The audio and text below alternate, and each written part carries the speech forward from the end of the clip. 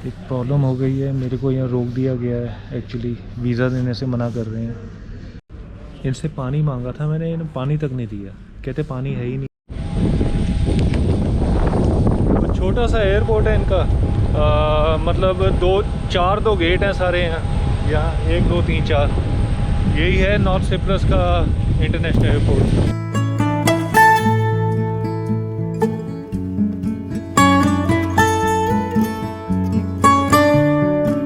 Hospital पहुंच चुका हूं मैं। यहाँ अपना RT-PCR का टेस्ट करवाने आया हूँ। 150 लीरा का टेस्ट होगा और 3 घंटे में यह रिपोर्ट आ जाती है। प्राइवेट हॉस्पिटल है और कल की मेरी फ़्लाइट है।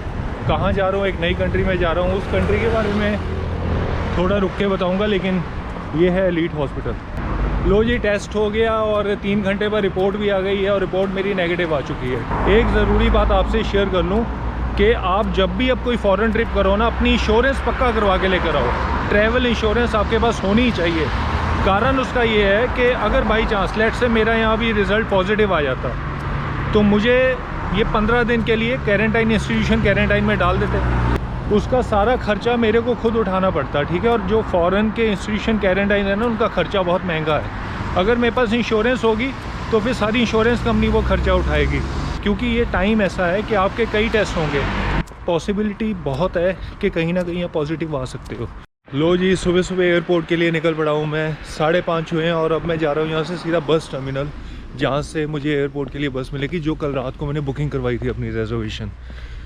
6:40 पे चलेगी और अभी 5:40 हुए हैं, तो 10-15 मिनट अभी पहुँचने में लगेंगे।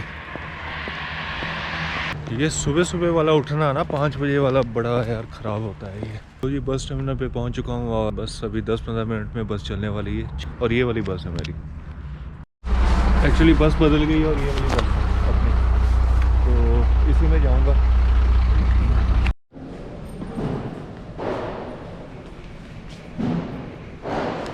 बोर्डिंग पास मिल गया, सिक्योरिटी हो गया और मैं पहुंच चुका हूं ड्यूटी फ्री वाले सेक्शन में, यहाँ नॉर्थ सिप्रस के एयरपोर्ट पे। यहाँ से मैं जा रहा हूँ जॉर्डन। तो जी अब मैं आपको बता रहा हूँ कि अब मैं जा रहा हूँ जॉर्डन, नॉर्थ सिप्रस से। जॉर्डन जाने का जो मेरा प्रोग्राम है वो बिल्कुल लास्ट मोमेंट पे बना है। एक्चुअली मैं जाना चाहता था ट्यूनीशिया। मुझे पता लगा अभी 3-4 दिन पहले ही कि ट्यूनीशिया में जो इंडियंस को वीज़ा ऑन अराइवल फ्री मिलता है वो बंद हो चुका है। फिर मैंने चेक किया कि जॉर्डन इंडियंस को अभी भी वीज़ा ऑन अराइवल दे रहा है। तो जी जॉर्डन इंडियंस को अभी भी वीज़ा ऑन अराइवल दे रहा है। उसके लिए आपको कोई शेंगन वीज़ा की या ऑस्ट्रेलिया के वीज़ा की या UK US वीज़ा की कोई ज़रूरत नहीं है। इंडियन पासपोर्ट होल्डर हो, आपको वीज़ा ऑन अराइवल मिल जाएगा जॉर्डन के लिए। अब दूसरी बात थी सबसे बड़ी कि डॉक्यूमेंट्स क्या क्या इसके इकट्ठे करने थे। अब मैं आपको बता देता हूँ एक एक करके। तो सबसे पहले तो जॉर्डन ने 12 दिसंबर से एक नया रूल लागू किया है कि आपके पास RT-PCR रिपोर्ट तो होनी चाहिए, चाहे वैक्सीनेटेड हो चाहे नहीं हो। उसके साथ साथ आपको जॉर्डन एयरपोर्ट पे पहुंच के एक और टेस्ट करवाना है RT-PCR का। तीसरी चीज़ है, आपको डिपार्चर से पहले, अपनी फ़्लाइट पकड़ने से पहले जॉर्डन की एक फ़ॉर्म भरना है ऑनलाइन। वो ऑनलाइन फॉर्म भरोगे तो आपको QR कोड बन के आएगा। वो QR कोड यहाँ चेक इन काउंटर पे दिखाओगे तभी बोर्डिंग पास मिलेगा, ठीक है। अब रही बात जो टेस्ट की, जो आपको जॉर्डन एयरपोर्ट पे, अमान एयरपोर्ट पे करवाना है, उसकी जो पेमेंट आपको पहले ही करनी है। 28 जॉर्डन दिनार की पेमेंट आपको करनी है, मतलब कुल मिला के 3000 रुपये की। वो जो RT-PCR आप जॉर्डन एयरपोर्ट पे कराओगे उसकी एडवांस पेमेंट है, ठीक है।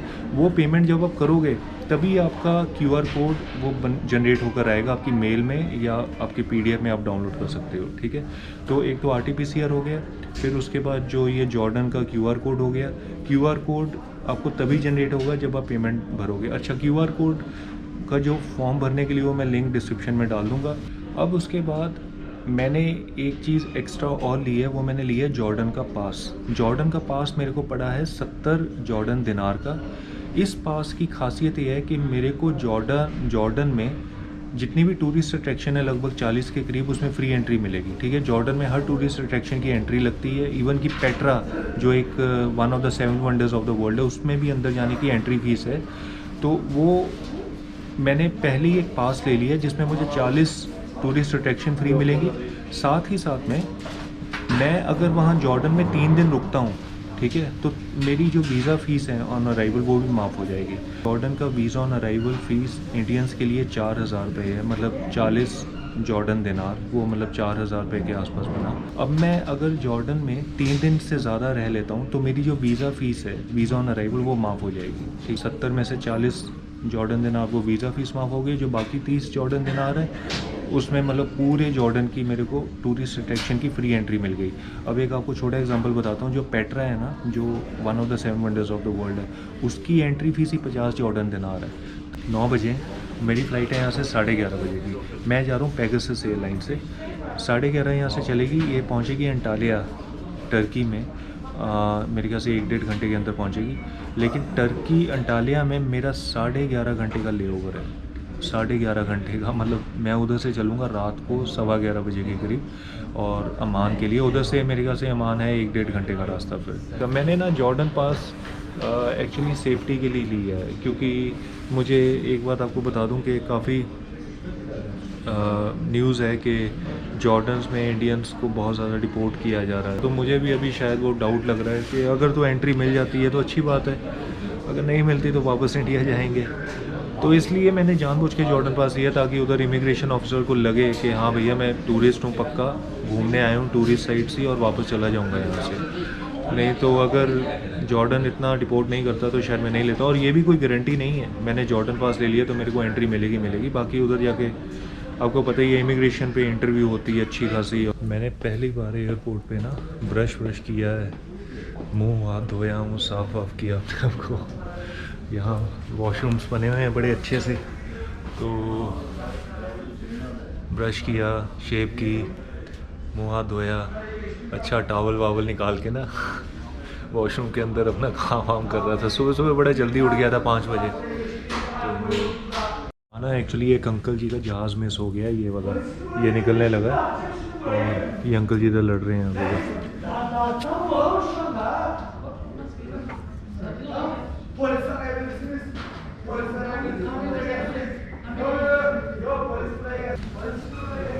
शायद बोर्डिंग डिनाई कर दी गई है, वो जहाज़ निकलने वाला है।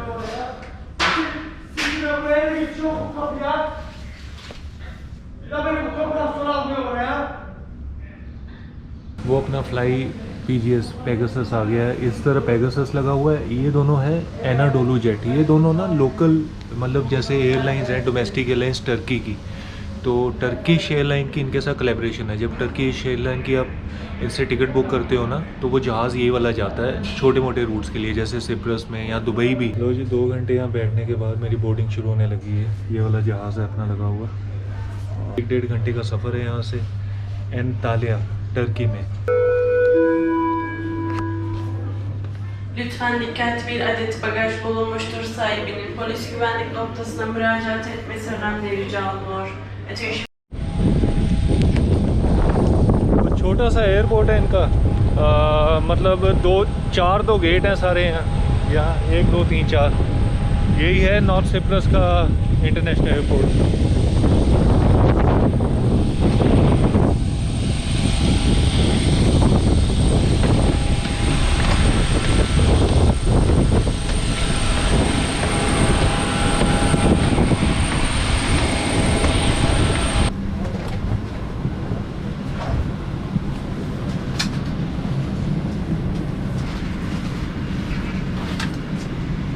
हालांकि जहाज़ मुझे खाली लग रहा है सारा, ये सीटें वीटें सारी खाली जाएंगी। इधर भी ऐसे ही, तो ज़्यादा पैसेंजर्स नहीं है। विंडो सीट मांगनी भूल गया मैं, यहाँ आगे बैठ जाऊँगा जब देखूँगा कि कोई भी नहीं है। अच्छा, मैंने एक चीज़ और नोटिस की है, जब जहाज़ पूरा खाली होता है ना, तो ये एक रो में सिर्फ एक बंदा बिठाते हैं। तो 3 सीटों में सिर्फ एक बंदा बैठेगा। ये पूरा पीछे भी प्लेन ऐसे ही है। और अब यहाँ है मेरा 11-12 घंटे का ले ओवर है। क्योंकि मैं ट्रांजिट पैसेंजर हूँ, मुझे पीछे पासपोर्ट कंट्रोल में नहीं आना, मुझे ट्रांजिट की तरफ जाना है। ये ट्रांजिट का निशान लगा हुआ है।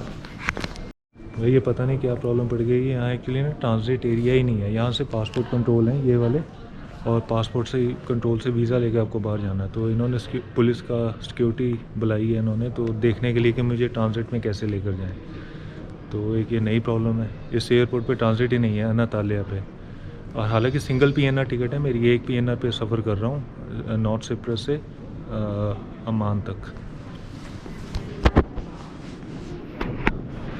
ये पुलिस का रूम है पीछे, वो मैडम अंदर गई हैं मेरा बोर्डिंग पास लेकर।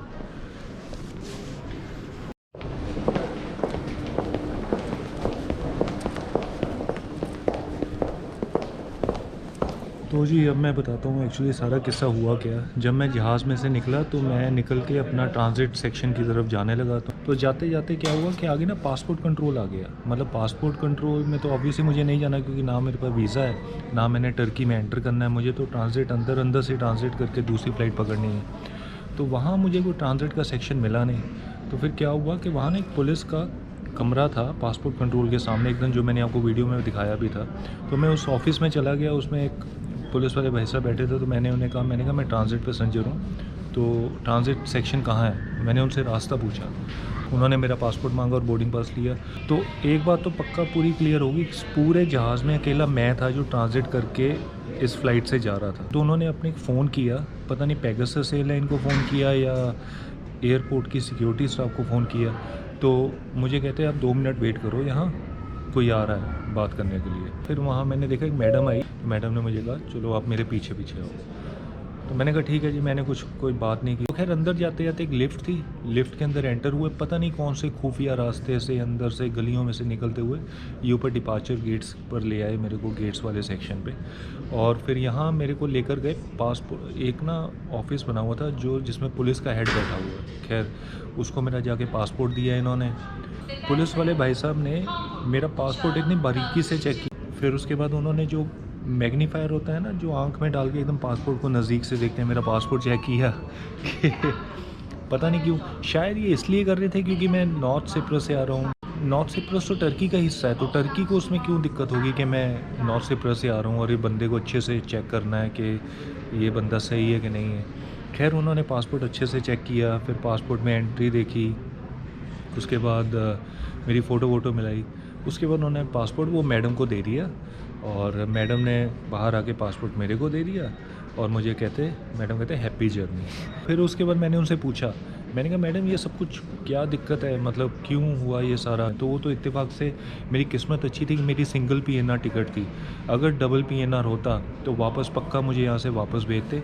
अभी बजाय 2-2:30 बजे हैं, अभी भी 8-10 घंटे बचे हैं मेरे को इस एयरपोर्ट पे वेट करनी है। हाँ, यहाँ सारी आइटमों के प्राइस अब यूरो में लिखे हुए हैं, ठीक है। वैसे लीरा में लिखते, जैसे अगर मैं इस्तांबुल में वो मैंने कॉम्बो लिया था बर्गर, पेप्सी और फ्राइज़ का, वो मेरे को 300 रुपये का पड़ा था। अब वही कॉम्बो यहाँ यूरो में इन्होंने लिखा हुआ 12 यूरो का, मतलब 1100-1200 रुपये का वो पड़ेगा मेरे को। यहाँ जो एक पेप्सी का कैन है ना, वो भी 5-5 यूरो का है, मतलब 350-400 रुपये का और यही टर्की में, मतलब वहाँ सिप्रस में था सारा 20 रुपये का, मतलब 4 लीरा का, सिर्फ 4 लीरा के कैन मिलते हैं पेप्सी के।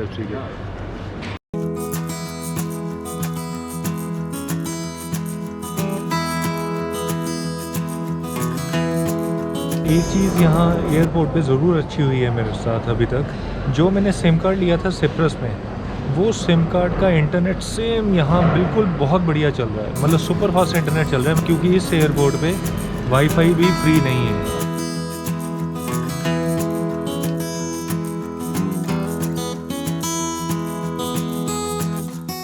पानी, यहाँ जो पानी का प्राइस है ना, जो आधे लीटर की बोतल है 500 ml की, उसका प्राइस है 3 यूरो की। वो तो शुक्र करो मेरे पास पानी बोतल में था, मैं साइप्रस से ही भर के लाया था अपने साथ, 1 लीटर की बोतल है मेरे पास। अगर नहीं होता तो 300 रुपये का पानी लेना पड़ता आधा लीटर। करेक्शन करनी है, पहले मैंने आपको बताया था ना कि यहाँ पानी की बोतल 500 ml की 380 रुपये की है, लेकिन वो गलती हो गई मुझसे बोलने में। एक्चुअली 500 ml की 380 की नहीं है, 250 ml की 380 रुपये की है। बोतल छोटी सी है, 250 ml, मात्र 380 रुपये का पानी।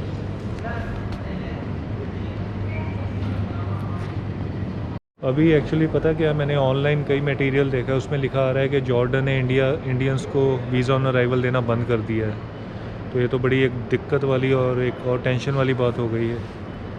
हालांकि इनकी वेबसाइट पे अभी भी लिखा हुआ है कि इंडियंस को फ्री वीज़ा ऑन अराइवल है, और उसी को देखकर ही मैं, इनकी ऑफिशियल वेबसाइट है, उसी को देखकर मैंने प्रोग्राम बनाया, प्लान बनाया, उसी को देखकर जा रहा हूँ मैं। अब और ही ना कोई ड्रामा हो जाए कि एयरपोर्ट पे उधर जाके कहें कि इंडियंस को वीज़ा ऑन अराइवल नहीं है। ये ना बड़ा आजकल के टाइम में बताओ रिलायबल सोर्स ऑफ इंफॉर्मेशन कोई रहा ही नहीं। हम सरकारी वेबसाइट को भी देखें उसमें भी डाउटफुल रहते हैं कि जो लिखा हुआ है सही लिखा हुआ है कि नहीं लिखा हुआ है। देखता हूँ अगर वीज़ा देते हैं तो बड़ी अच्छी बात है, अगर नहीं देते तो नुकसान होगा। टिकट्स का तो नुकसान होगा। मेरा जो जॉर्डन पास मैंने 7,000 रुपये का लिया है वो नुकसान हो जाएगा। फिर मैंने कोविड के PCR टेस्ट के पैसे दे रखे हैं 3,000, उसका नुकसान हो जाएगा। मतलब 10,000 ये हो गया, 8,000 टिकट का हो गया, मतलब 18-20 हज़ार का नुकसान है। फिर तो अच्छी चीज़ लगी। अगर आपको कोई इन्फॉर्मेशन चाहिए, अगर आपने कुछ एयरपोर्ट पे अपनी फ़्लाइट के बारे में जानकारी लेनी या किसी भी प्रकार की जानकारी, ये है इन्फो कायोस्क। यहाँ फ़ोन उठाओ, रिसीवर उठाओ, वीडियो कॉल शुरू हो जाएगी आपकी इन्फॉर्मेशन एजेंट से। अब जो भी इन्फॉर्मेशन ले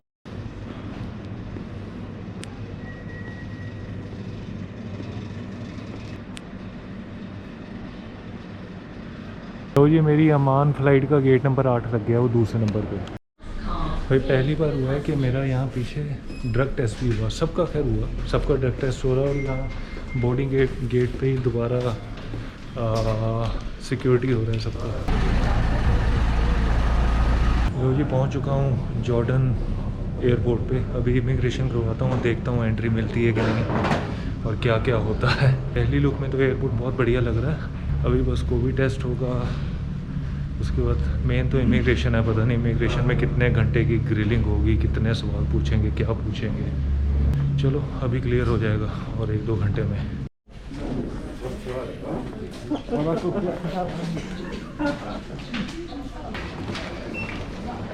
लो जी मेरा टेस्ट हो गया है। पीछे कुल 15-20 काउंटर बने हुए थे, हमारी एक लाइन बनाई और सबको काउंटर के सामने डाल दिया। तो कुछ ज़्यादा टाइम नहीं लगा क्योंकि 15-20 काउंटर थे तो सब एक एक काउंटर पे जाके लगी आ रहे थे। उन्होंने QR कोड स्कैन किया, एकदम टेस्ट कर दिया। तो मेरे पासपोर्ट पे यहाँ ये स्टिकर लगा दिया, इसको मैं स्कैन करूँगा 4 घंटे बाद तो रिज़ल्ट पता लग जाएगा। और फिर अभी मैं अपने होटल या हॉस्टल जा सकता हूँ जहाँ भी मैं जा रहा हूँ। एक प्रॉब्लम हो गई है, मेरे को यहाँ रोक दिया गया है। एक्चुअली वीज़ा देने से मना कर रहे हैं क्योंकि ये कह रहे हैं कि आपको पहले अप्रूवल चाहिए यहाँ आने से पहले, यहाँ की मिनिस्ट्री का, तभी आपको वीज़ा ऑन अराइवल मिलेगा। तो मैंने इनको कहा कि आपकी वेबसाइट पे तो लिखा हुआ है कि वीज़ा ऑन अराइवल डायरेक्ट है।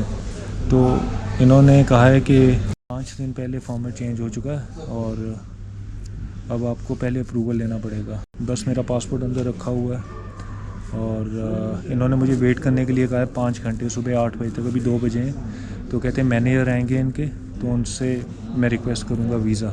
अगर वो देते हैं तो ठीक है, नहीं तो क्या होगा, नहीं तो वापस भेजेंगे फिर। तो मैंने इनको कहा, मैंने कहा आपकी वेबसाइट पे तो नहीं लिखा हुआ कि कुछ अप्रूवल चाहिए ऐसा मिनिस्ट्री का आने से पहले। तो इन्होंने कहा कि हाँ वेबसाइट अपडेट नहीं हुई है अभी, 5 दिन पहले ही रूल बनाया ये। मतलब खुद मान भी रहे हैं कि वेबसाइट अपडेट नहीं हुई है। एक्चुअली पता क्या हुआ, मैं पासपोर्ट कंट्रोल ऑफिस में गया इमिग्रेशन में। तो इमिग्रेशन वाले कहते वहाँ दूसरी एक विंडो बनाई हुई है, वहाँ से वीज़ा लेकर आओ। तो मैं वहाँ से जब वीज़ा लेने गया तो उन्होंने पूछा कहाँ के हो, मैं कहा इंडिया से।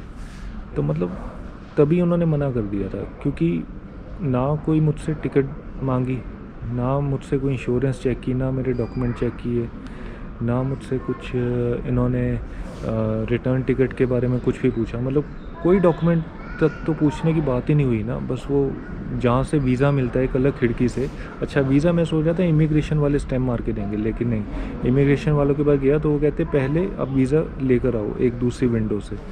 तो उसी विंडो पर जब मैं गया हूँ तो उन्होंने तो साफ मतलब मना कर दिया था कि इंडियंस को वीज़ा नहीं मिलता, आपको अप्रूवल चाहिए पहले। हालत काफ़ी ख़राब है क्योंकि कल सुबह से चला हुआ हूँ, 7-8 बजे चला था घर से और कल पूरा दिन वेट किया। अभी फिर रात को 2 बजे पहुँचा हूँ, अभी फिर 5-6 घंटे वेट करने के लिए बोल रहे हैं। देखते हैं क्या होता है। इनसे पानी मांगा था मैंने, इन्हें पानी तक नहीं दिया। कहते पानी है ही नहीं है, वो स्टैंप लगेगी, दूसरी तरफ नीचे जाओगे तब पानी मिलेगा आपको। अभी 4 बजे हैं और अभी भी वेट कर रहा हूँ मैं। कोई मतलब बाहर ऐसे ही बैठा हूँ, मेरा पासपोर्ट अंदर इनके पास है और कह रहे हैं कि सुबह तक का वेट करने के लिए।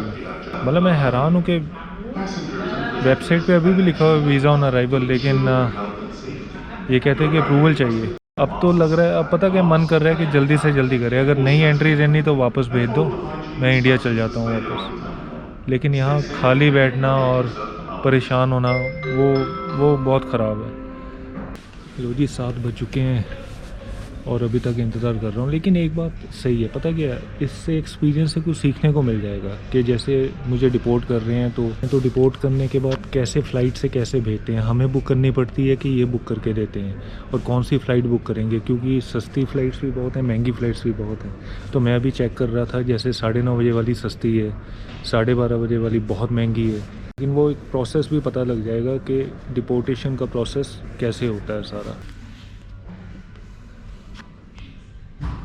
10 बज चुके हैं और अभी तक कोई अपडेट नहीं आया। अंदर रूम में जा रहा हूँ इनसे पूछने, तो ये कुछ जवाब नहीं दे रहे। मतलब समझ नहीं आ रहा कि क्या हो रहा है, क्या कर रहे हैं। 8 बजे तक वेट करने के लिए कहा था और रात को मैं 1 बजे का आया हूँ। कोई पानी तक नहीं पिया, कुछ खाना वाना नहीं, बस ऐसे ही वेट कर रहा हूँ।